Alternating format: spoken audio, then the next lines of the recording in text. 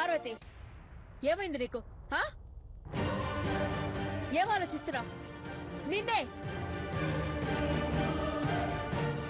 ఆట పట్టించడానికి కూడా అవకాశం ఉండాలి. అంతవరకే హద్దుల్లో ఉండాలి.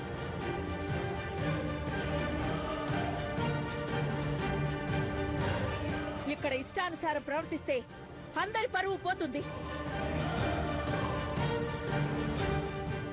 ఇంకొక మాట మాట్లాడకుండా నిశ్చితార్థ పుంగరాన్ని శివవేలికి తొడుగు. నిన్నే. నాకు సేత కావట్లేదు అమ్మగారు.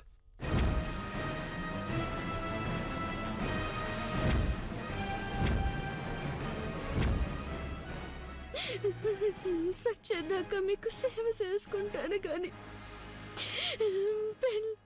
పెళ్లి చేసుకుని వెళ్ళిపోలేను.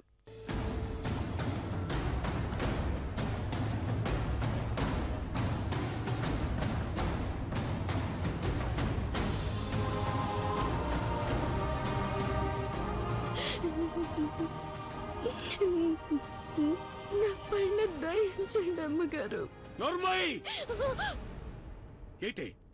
ఏట నీ బాధ? ఏమొచ్చిందా నీకు? మాయిదారు రోగం. బుద్ధిగా ఉంటావు, అప్పుడే బుద్ధి లేని పనులు చేస్తావు.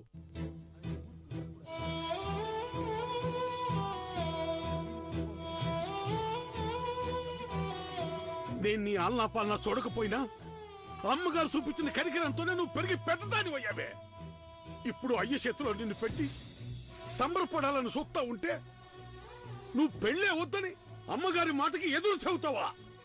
నిన్నే చంపేసి అమ్మా క్షమించు అని అమ్మగారి కాళ్ళు అట్టుకుంటానే. ఏమైంది?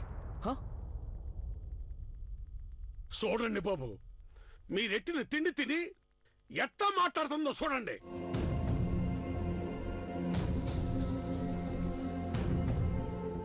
దేవా సార్, పార్వతికి ఇష్టం లేనప్పుడు వదిలేండి సార్.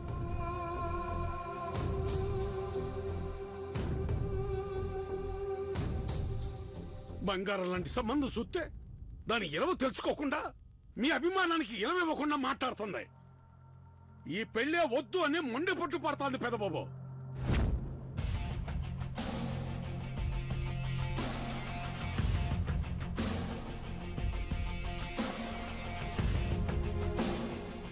దేవా,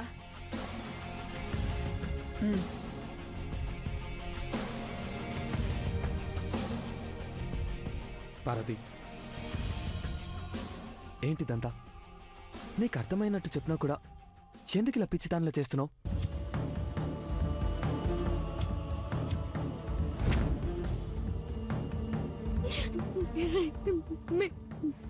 మీ ముందు మాట్లాడే ధైర్యం నాకు లేదయ్యా.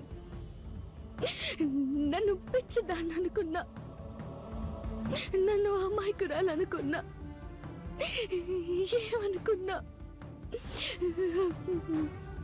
మీ ఇట్టం పెద్దబాబు గారు.